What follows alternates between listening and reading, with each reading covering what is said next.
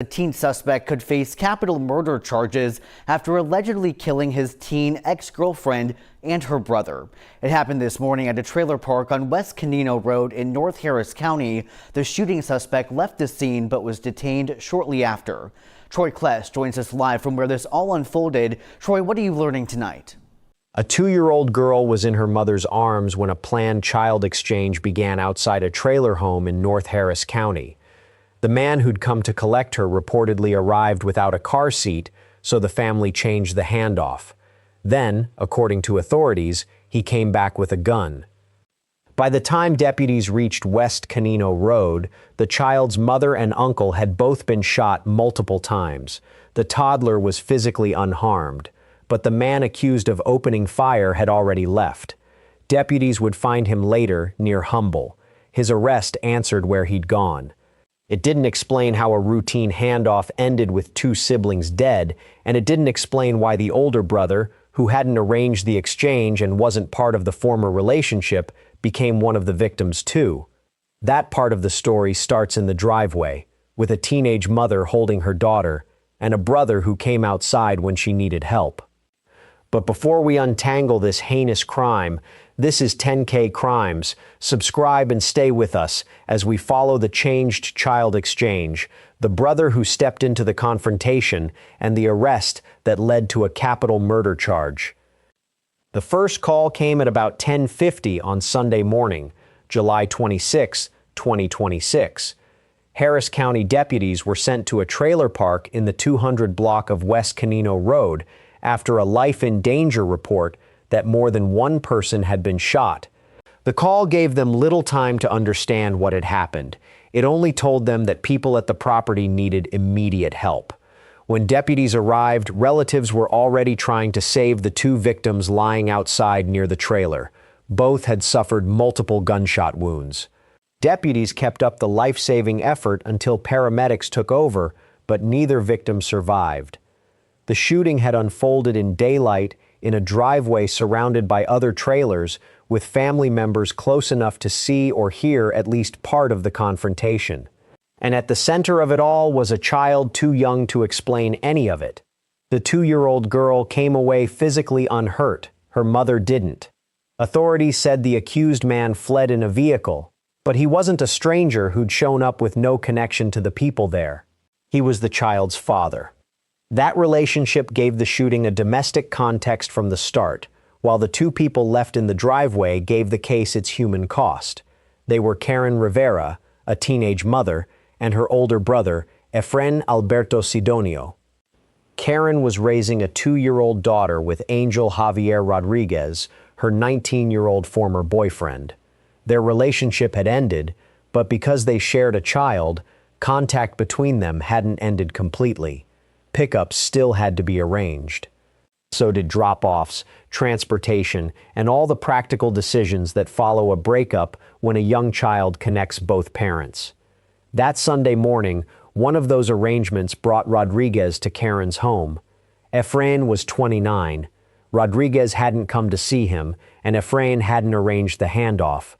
He was simply Karen's brother, and public accounts place him inside or near the trailer before the violence began. But once Karen was in danger, authorities say he came outside to help. That's how a child exchange between 2 former partners became a double homicide involving 2 siblings. Before Efrén entered the confrontation, though, the plan had already changed. Rodriguez had arrived to collect his daughter, but the Harris County Sheriff's Office said he didn't have a child safety seat in his vehicle. Because the toddler couldn't leave safely with him, another relative would take her instead. The adjustment should have been simple. The child would still leave with family, just not in the vehicle Rodriguez had brought. Public reports differ slightly on who was supposed to receive the toddler next. One account says Karen stepped outside holding her daughter so the child could be passed to another relative. A later HCSO-based report describes the conflict beginning when Rodriguez arrived without the required seat and another family member got involved.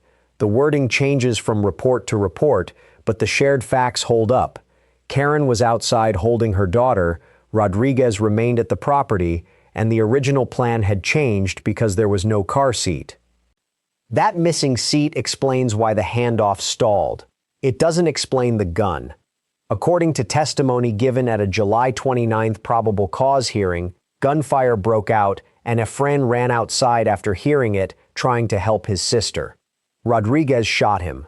Then, according to a prosecutor in court, Rodriguez walked back toward Karen, who was still alive, and shot her in the head. The prosecutor said Rodriguez told investigators he didn't want her alive and with someone else. Investigators have separately described the shooting as an ambush. HCSO said Rodriguez also fired toward several other people at the property, including the sibling's mother, who wasn't hit. No one else was reported struck. The available reports don't establish every person's exact position, and they don't provide a full account of the shooting from start to finish. But they're consistent on why Efrén went outside. Authorities say he came to help his sister, moving toward the danger instead of away from it. Within moments, Karen and Efrén were both lying outside the trailer with multiple gunshot wounds. Their relatives tried to save them. Deputies continued those efforts when they arrived, and then paramedics took over. Neither sibling survived. The child did, and that was one of the first details HCSO emphasized at the scene. She was physically unharmed. But the gunfire hadn't stopped with Karen and Efrén. The sheriff's office said Rodriguez had also fired toward several other people at the property and that the sibling's mother was among those targeted, though she wasn't hurt. That widened the case beyond the confrontation between Karen and her former boyfriend. By then, 2 members of the same family were dead, others had allegedly been placed in the line of fire, and the accused man was already leaving the neighborhood. Good afternoon. My name is Ben Katrib, spelled K-A-T-R-I-B. I am a major with the Harris County Sheriff's Office, Criminal Investigations Bureau. Standing with me is Major Al Blinderman, East Side Region Patrol Major. At approximately 10:50 this morning, Harris County Sheriff's Office patrol deputies responded to an in-progress life and danger call in the 200 block of West Canino Road. The caller reported that 2 individuals had been shot. Deputies arrived within minutes and immediately began life-saving measures until EMS arrived and took over. Tragically, despite those efforts, both individuals have been confirmed deceased at the scene. During the preliminary investigation, it appears that a 17-year-old female had walked outside her trailer with her toddler to hand the child to a family member. Her ex-boyfriend emerged with a firearm, leading to a confrontation. The 17-year-old female's brother, we believe to be 29 years old, walked outside in an apparent attempt to de-escalate the situation. Ultimately, the suspect allegedly shot both before fleeing the scene in his vehicle. A description of the suspect and his vehicle was immediately put out to all area law enforcement agencies, and shortly thereafter, officers with the Humboldt Police Department and the Harris County Sheriff's Office, K-9 and District 2 patrol deputies located the suspect's vehicle in the 8800 block of Will Clayton Road and took the suspect in custody without incident.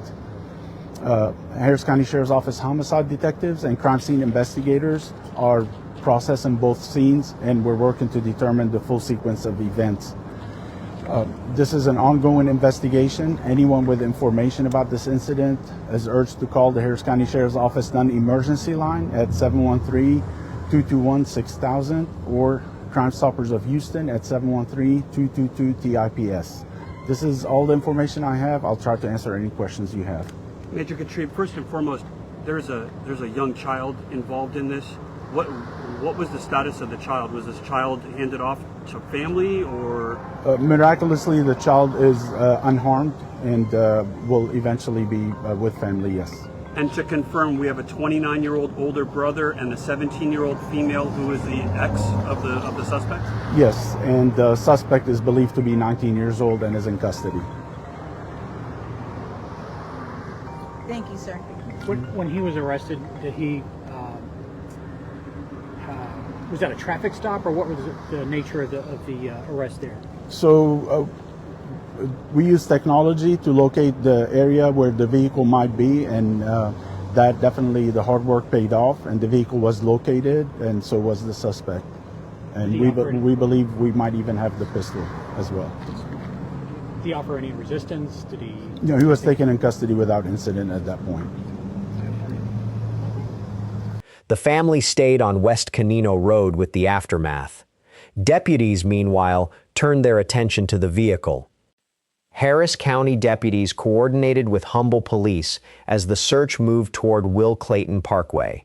They located the vehicle in the 8800 block and took Rodriguez into custody without incident.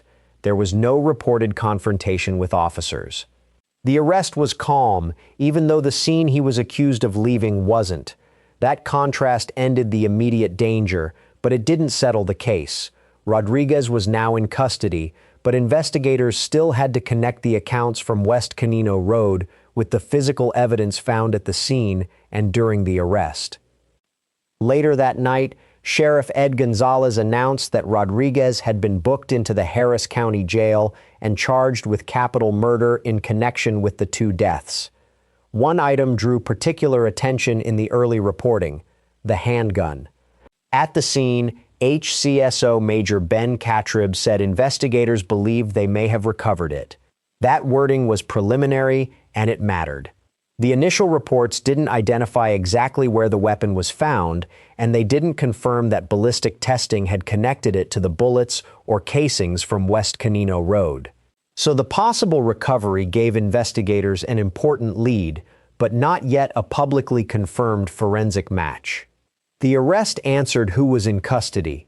It didn't answer why authorities say he arrived armed, or whether the violence had been building before that morning.